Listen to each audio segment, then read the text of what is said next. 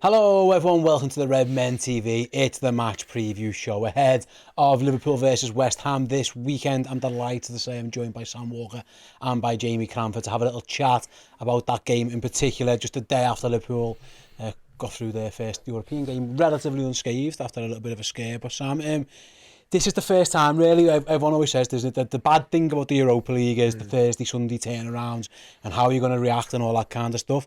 I suppose it might not be as big as a factor because West Ham were in the exact same boat, which helps, but this is the very first outing of what is going to be a common occurrence this season. Your Thursday, Sunday thing is going to be interesting how Liverpool deal with it. Yeah, and it's the first of a few on the run, isn't it? Because we've obviously got the League Cup and then the Europa League again the week after. Yeah. So, yeah, something we got used to. One thing I do take pride in saying now with Liverpool is that we're a common team to Europe now, where we know the setting well, we know how to manage that period between whether it's Wednesday and Saturday, Tuesday and Saturday, or whether it's Thursday and Sunday. Slight adjustment, but I think we've gotten used to it now. I think our players are built to play 2 games a week and the squad's built for 2 games a week, so it's not ideal. You know, you'd rather have that Tuesday, Wednesday, Saturday problem that the other teams have got at the moment, but you know, I think it suits us and suits us down to a T that West Ham have also got the same problem, and they're probably not as you know, used to it, although they've had a couple of good runs as we are overall. I suppose, well, Jay, like Liverpool were away, but they played earlier, West Ham, so I think it worked out like 66 hours after their kick-off they go to Anfield, so it isn't ideal for either side, and you know, it'd be interesting because both teams made a lot of changes. They both had to bring a couple of players on to try and get the results they needed. Yeah. Again, it's hard to look at whatever happens Sunday. It's going to be hard to draw conclusions over, isn't it? How this is going to. This might not be the best example of the whole. Does the team playing against you get the advantage? Because West Ham don't really get one. Yeah, I don't think either side is going to have a significant fitness advantage. Looking at the teams they played of their. First team as Paquetá played. James Ward-Prowse. Ward-Prowse, yeah. Kudus, we were just saying before we came on, may start. He's got a goal. You know, he's obviously scored against us at Anfield before. So probably 2 or 3 of theirs starters. Same with us, really. Van Dijk. I know we'll talk about the lineup later, but Van Dijk, Canate, maybe Nunez, Diaz. So there were wholesale changes on both sides. I think going back to last year with Arsenal, you know, Arsenal had a decent crack at the league doing the Thursday Sunday thing. So I just hope that we can be a team who, like, this just does not become a narrative over the course of the next however long, you know, because they had a good crack at it last year, Arsenal, and I think if we were in a similar situation, we've got players who have done it before, so I don't think would fall at the final hurdle kind of thing. So I'm not too worried about it. I suppose as well, Sam, like going back to the games last night, there's nothing really you can take from them to look ahead to the game because a lot of players went. The only thing that was mentioned, speaking of West Ham, we'll do the Liverpool stuff in a minute. Jarrod Bowen missed that game. David Moyes said he's had a virus and he's ill. Now, again, it's not till Sunday, so he's got a couple of days to try and get over that. I suppose he's the one really. That would be a big blow for Southampton. They have got options. They've got other options. I think Kudus would be the perfect one potentially. And they have got guys, you know, they've got Ben Rama, they've got Fornals, they have got good wide players. Yeah. We'll speak about Antonio in a minute as well. But Bowen would be a miss if he is missing for them. And like I say, he didn't play on Thursday. He's got a couple of days to prove his fitness. Yeah, he's their best player. And look, when you've been poorly, it's hard to get your body strength back up if you're ill. If you can't even train or be part of a squad, you're really ill, you know what I mean? So if he's not back in training until Saturday, Sunday's going to be tough because you've got to get that energy back in your body. But I think he's their best player. And I think when Declan Rice left, there was a huge argument to say he was their best player. He was definitely the most important, but their best player. And now you look at Bowen, he won them the Europa Conference League last year. He's been around the block a little bit now, being a part of the England squad. He's a well-versed Premier League player who we all respect, don't we? Yeah. So I think, you know, if they are missing him, that's a big blow for them because it doesn't matter who they play. We felt the wrath of Bowen before. Did he score the winner really in the 3-2 game? Is that right? Or he definitely got a goal in the game where he beat us for the first time in 21-22, and he scored a goal last year that was ruled out. And he scored a goal last year, did he as well? Did he score 2? He's done all right, hasn't he? He's a good player. He's It was a great goal, that disallowed one last year. That's the one, it? It was bent disallowed. It right into the far corner, yeah. I always think that's a thing that when it says ill, Actually, no, he never. Yeah, he didn't score. It was the disallowed it was one. disallowed. He, Wasn't it? he Yeah. missed the penalty in the home. We beat them 1-0. That's Yeah. right. And Yeah. Alisson saved the pen. But yeah, he's been a good player for them. You're right. He won them that Europa Conference that you were talking about as well. Yeah. I was just going to say, like, whenever you see ill on the injury list, you're like, ill. Get over it. Come on, but you think, like, we've all been ill, haven't we? Like, if he does play, hopefully it'll affect him and he won't be able to put in a 10 out of 10 performance. Looking at them in games against them, you've kind of referenced it there, Sam, before. Like, the last 4 games between them all been decided by 1 goal. Yeah. They beat us 3-2. We had a couple of 1-0s. Then we had the 2-1 last year. It always feels against West Ham, our record against them is actually pretty good. Our record against Moyes is excellent. Yeah. But they've always been hard-fought wins. Like I said, there was a missed penalty at Anfield. It was Yeah. a 1-0. It was Darwin's header. Last year again, coming from behind, Gakpo has to score that a very, very, very good goal to help Liverpool win that one, and then Matip scores relatively late on as well. That's right. Yeah. They always play us tough, no matter what, whether it's Anfield or at their gaff. Really, they're a good team. Absolutely, we know what they're good at. Obviously, they've had the James Ward-Prowse in this year to, he's good footballer anyway. But in terms of the set piece delivery, he's fantastic. But Cresswell's always had it in his locker anyway. We know what they are. They're a solid team who are never going to, pull up trees. They're never going to do anything absolutely maverick. They're just a solid team, defend well and deep, and look to counter attack. And the good thing I think about this season, the difference is that a lot of teams, we know what they can do, apart from maybe the ones that come up, like your Lutons and your Burnley now and your Sheffields, but we know what they're about to do. The Premier League teams, we've come across them before, they haven't changed too much. Whereas I actually think Liverpool now, since Curtis came in, the Chelsea away game, and as we've developed from there, we are a bit of a different outfit now. We haven't played everybody yet, including, I don't think we played West Ham, or if we have, it was definitely a mixed team. But even this season again, you add in, your Gravenberch, your McAllisters, you've got your forward lads back again. We seem to be a bit of a different outfit this year, and we're doing different things. Szoboszlai's a monster. So there will be things that I think going into this game, although I expect it to be quite tight, I think West Ham are going to have to deal with things with Liverpool that they haven't dealt with before, and hopefully that just gives a little bit more space between us. Their record this season, so in the league this season, they sit in 6th place, 5 games. They won 3, drew 1, lost 1. The interesting one I was looking at, Jamie, is that they went to Brighton and won 3-1. And if anyone watched that game, they defended really deep and hit Brighton on the counter attack. They basically went. I remember David Moyes saying, like, someone asked them after the game, like, Brighton had all the possession. He went, well, they can take the ball home. We'll have the 3 points. That's there's a very similar method could, in theory, work against us. Liverpool expect us to have a lot of the ball. If they are happy to counter, they have got the good defenders. So whether it's Alvarez in DM with maybe Zuma behind him, they've got some good young players. The guy Agard is who's at centre half, who's been linked with Liverpool as well. So they have got that in the locker, and then they've got the pace on the break. That is what Liverpool probably should expect from West Ham at the weekend. Yeah, I watched all of that game from a hot tub in Wales. Okay, Love that. Just like to apologise to the owners of that hot tub as well. It was, there was a lot of like ale spilt in it. I wonder glad you elaborated there. No, I didn't. Family show. It is a family show. Isn't it? So yeah, and I thought it was great because in the build up to that, it's like you got De Zerbi Ball, he's the coming force, and then you got Moisey who's been around the block, and it's like Brighton had all the possession. You've got this grizzled old Scottish manager, and it's like you can have all the possession you want and all your Paraguayan wingers and all that. And we've just got like, I mean, they're not. They've got a good smatter and a really, really talented players, to be fair to them, West Ham.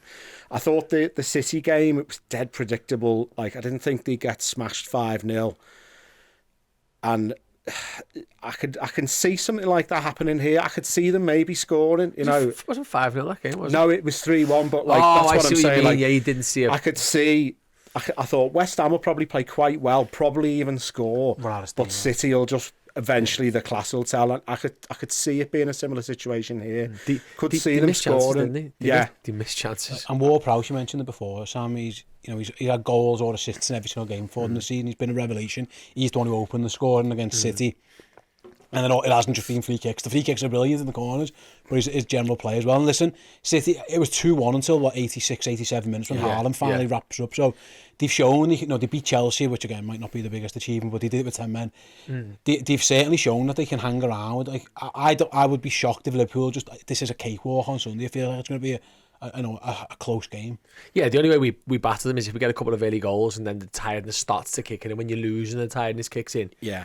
And I do think our squad's deeper than theirs when you make 5 changes. Yeah. Anyway, it's I think that, like, they are what they are, West Ham, and this is what it is. And one thing I'd say about Ward-Prowse is when he was going there, I went, good sign, and better signing than McTominay would have been for them, or Maguire, different position, but because he's unbelievable with the ball, a dead ball situation, and he's actually a well-rounded footballer. He knows the Premier League now, and he's getting in the box for them, isn't he? He didn't do it as well much for Southampton. I think what West Ham do is they sit back and defend, and they really tight, and they just look for opportunities. They want you to lose the ball, where Liverpool lose all the time, around the halfway line, playing a sloppy pass, and they just hit you with 3 or 4 players. Yeah. So what we've got to do really is just, be sensible. I think one of the differences between Liverpool and City, and Pep said this himself at times, is that although they completely control games and then maybe a little burst and they score, we attack sometimes with so much pace that it doesn't matter who you are, how deep you defend. We're very direct, so that can work in our favour.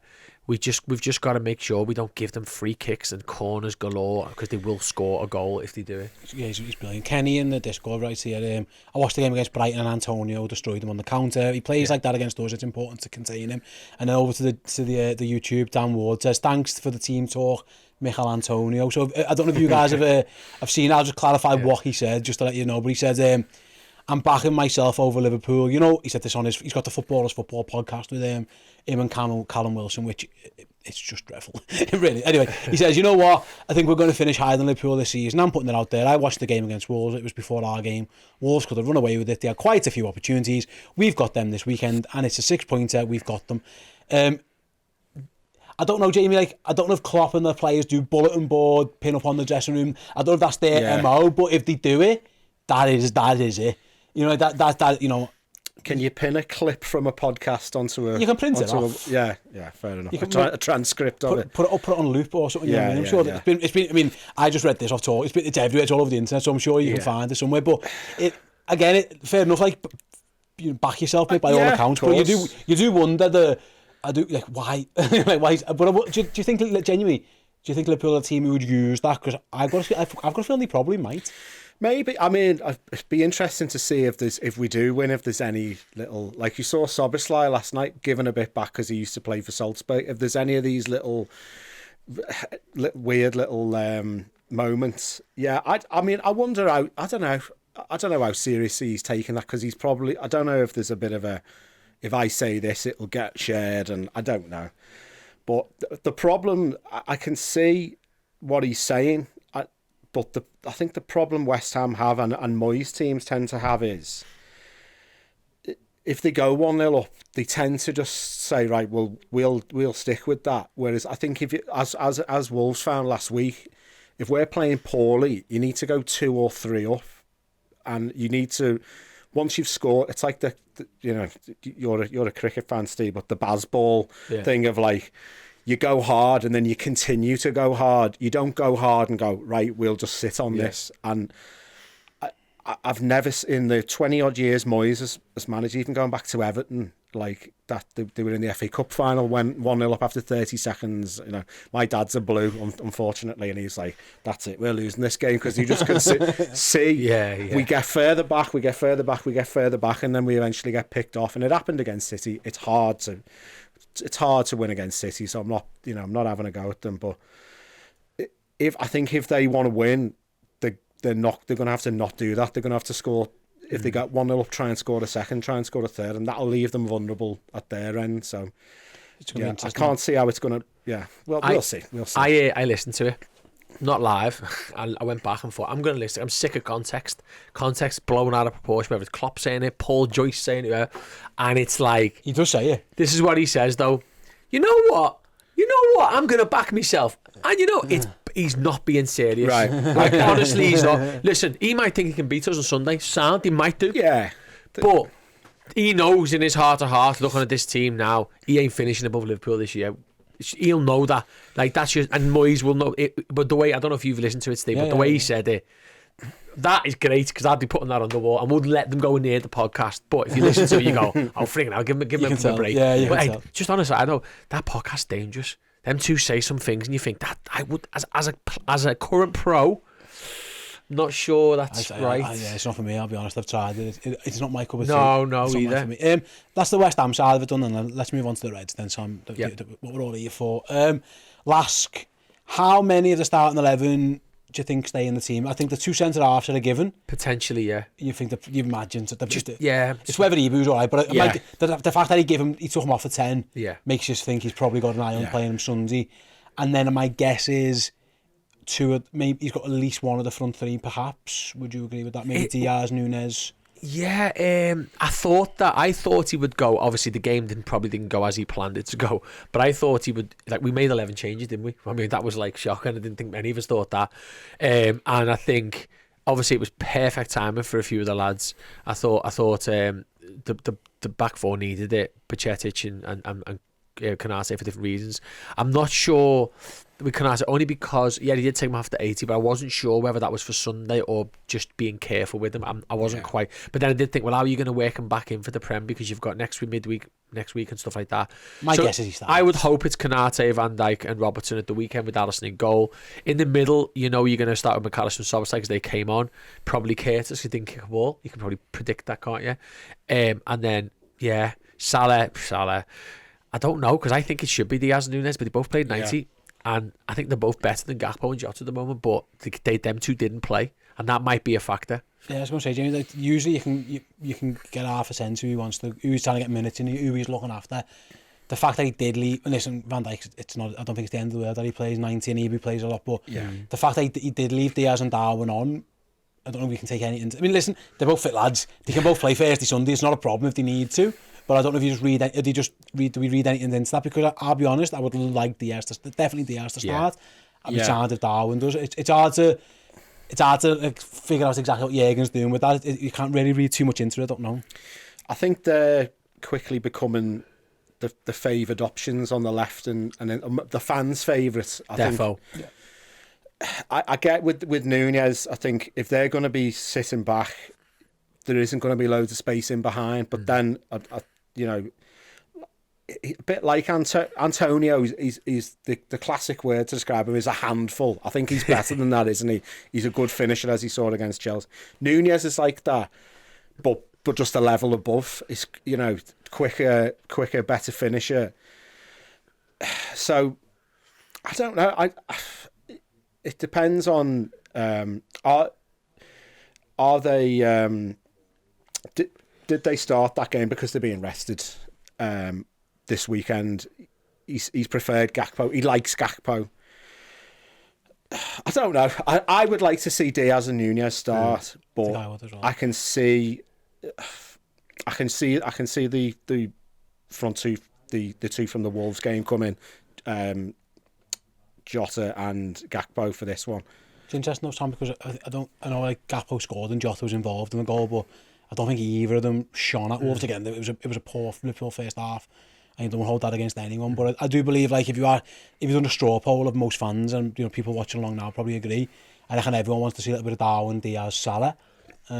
It feels like that's like the most popular option right now, at least along the supporters I'm speaking to. Yeah, me too. Look what was it yesterday? Salah goal, Diaz goal, Nunes goal, assist, and let's be honest, he made the goal for Diaz in that, again, superb centre forward play.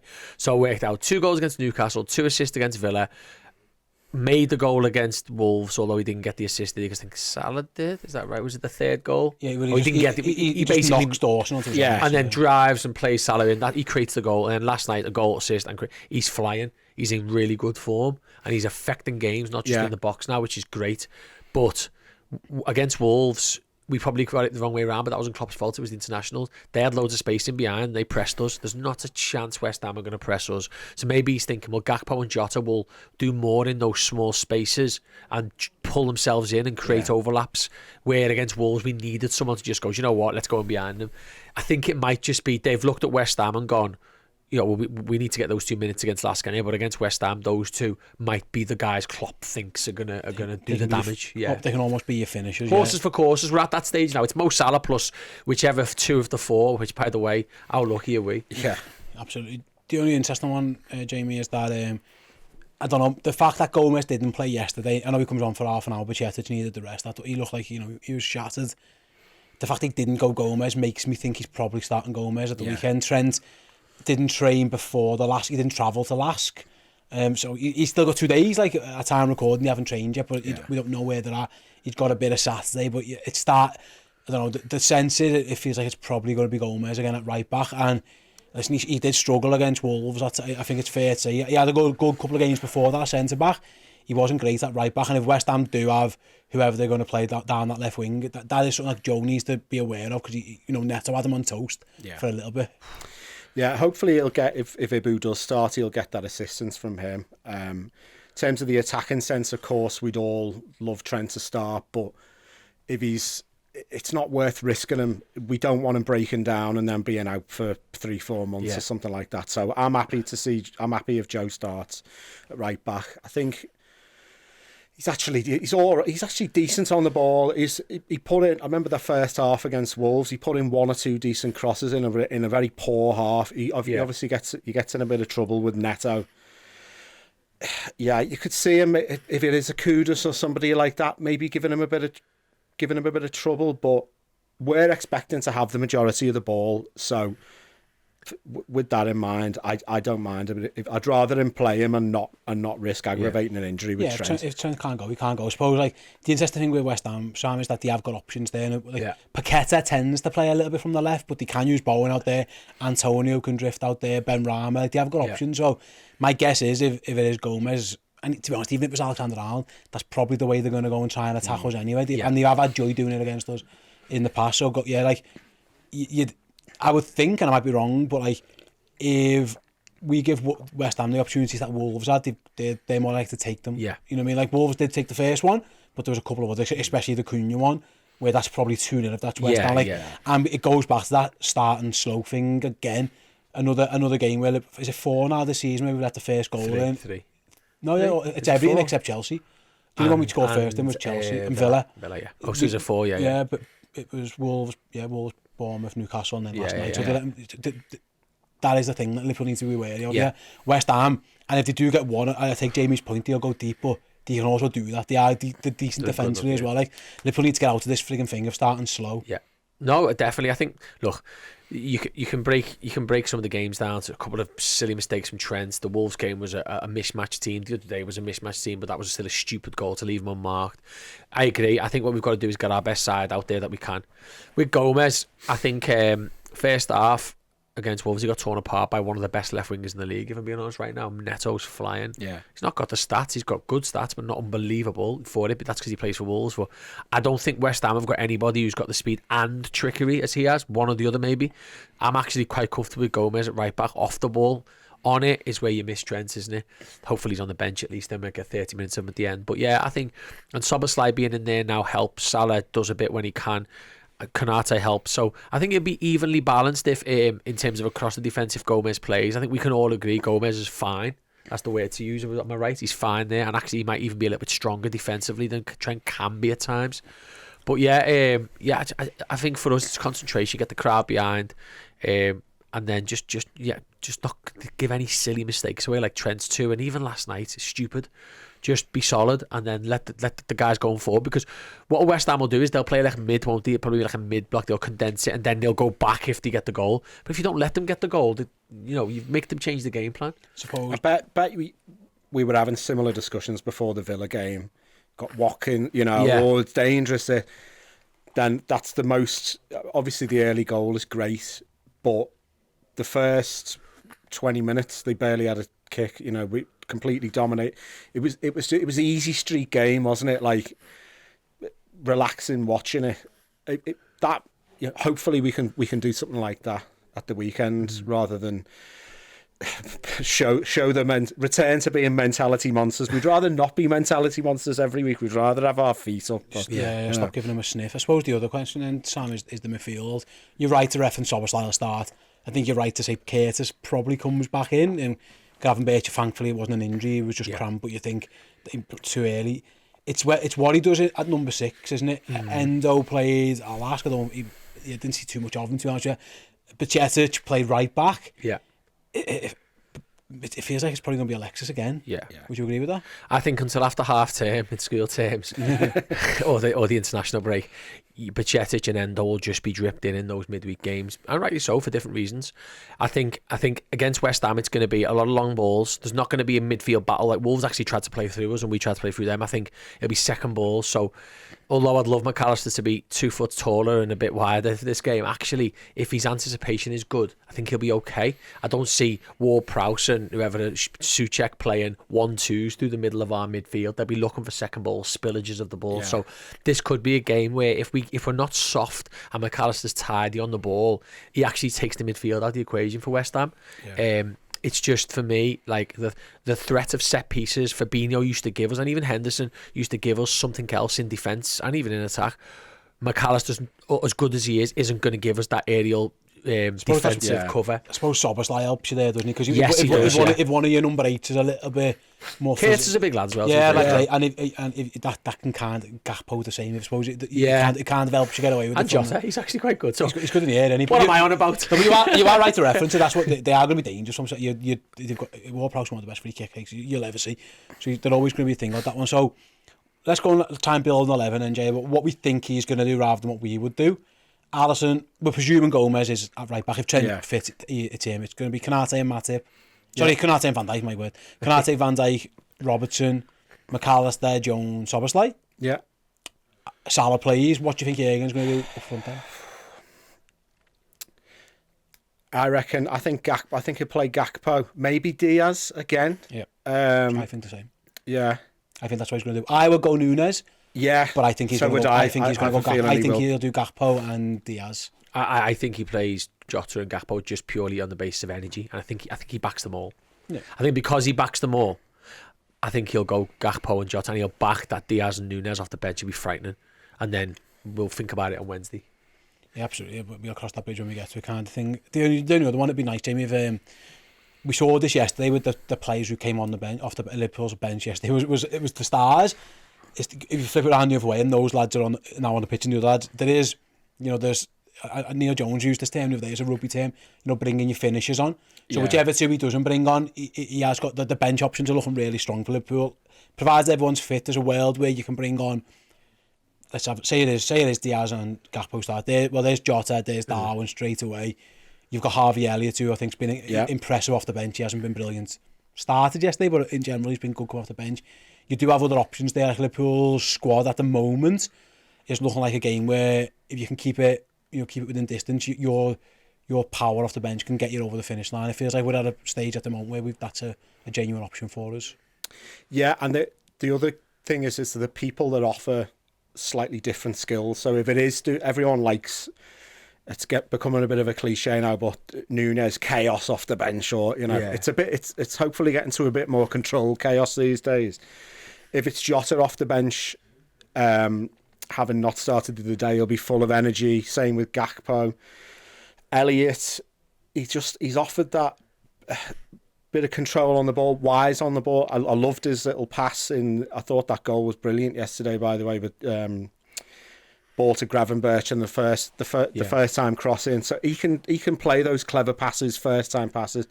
If we're up and they're coming out a bit, someone like Elliott I think is great. We saw him.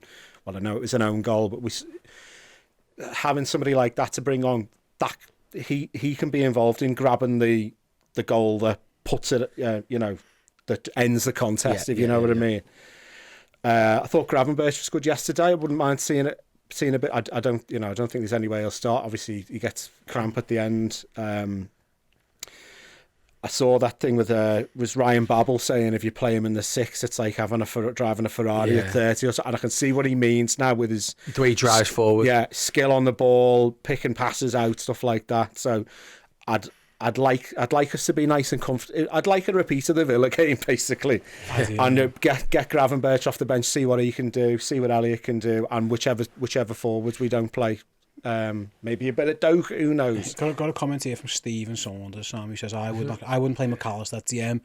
I'd have an actual DM there and get McAllister further up. Like, that is the thing at the moment. Liverpool, McAllister isn't. I thought against Wolves, there was a lot of extenuating circumstances. Yes, he looked like a lad who'd been playing footy in Bolivia. Yeah, which he had. But like, Liverpool do have two defensive midfielders.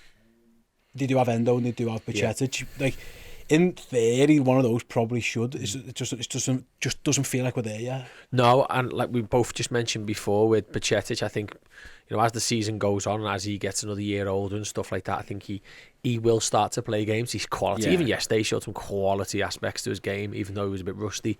I think Endo is a defensive midfielder, so he's a defensive midfielder. So once he understands the system, those two of the three, maybe the third being a quality player, should be enough to get him game time. I think my argument is that McAllister, Jones, and Szoboszlai is a better three than McAllister, Szoboszlai, and anybody else at the moment. Whichever way, even if you're taking a notch off McAllister and putting Jones in, but by putting a different six in to having McAllister and then not having Jones in the side, I think that three is the best three we've got at the moment. Because we were arguing about whether people think Calvin Phillips will start for us. No chance, whatever. Anyway, that's just my own debate. But yeah, so I think what it is with us is that those three, even though you're taking a bit off McAllister, what Jones gives you and what you still have with McAllister in the six, those three are our best three. And the more they play together, the better they'll get. Yeah, fair enough, fingers crossed. We'll see how it goes. Right then, we've gone through it all and we picked an 11. What we do, all that kind of stuff. Jamie, how do you see it going? I mentioned before, I think it's going to be a tight game, but what do you think? And can I push you for a score? I have a feeling it'll be a tight game, and I have a feeling that they'll score as well. I don't know. I have a feeling they might score first as well. I could see. It's a common theme. Should we go with 3-1 in the last three games? Yeah, we'll go 3-1 Liverpool. I'm going to go 2-0. I think we will be much more switched on at the back, and I think we got a goal in both halves. It might even end up being 3, but I think 2-0. I think our best defence being pretty much back in, maybe bar Trent, and us just being that little bit more savvy. I think 2-1. I think it's pretty tight as well. Fair play. I think it's going to be a really close game. I think they're a good side.